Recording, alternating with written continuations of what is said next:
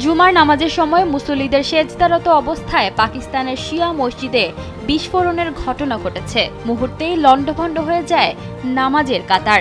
সর্বশেষ তথ্য অনুযায়ী এই বিস্ফোরণে ৩১ জন নিহত এবং ১০০ জন আহত হবার খবর জানিয়েছে কাতার ভিত্তিক সংবাদ মাধ্যম আল জাজিরা। দক্ষিণ পূর্ব ইসলামাবাদের তালরয় কালান এলাকার খাদিজাতুল কুবরা মসজিদে এই বিস্ফোরণের ঘটনা ঘটে। উদ্ধারকারী কর্মকর্তা মোহাম্মদ আমির জানিয়েছেন, বিস্ফোরণের তীব্রতা এতটাই ভয়াবহ ছিল যে চারদিকে কেবল আর্তনাদ আর ধ্বংসস্তূপের চিহ্ন পড়েছিল। তাসের মতো লণ্ডভণ্ড হয়ে গেছে মসজিদের ভেতরের অংশ। বিস্ফোরণের কারণ বা এটি আত্মঘাতী হামলা কিনা তা নিয়ে এখনো নিশ্চিত হওয়া যায়নি। ঘটনার পরপরই পুরো এলাকা ঘিরে রেখেছে আইন শৃঙ্খলা বাহিনী। তবে এই হামলায় ইসলামাবাদের নিরাপত্তা ব্যবস্থার ভঙ্গুরতাকেই আবারও সামনে এনে দিয়েছে।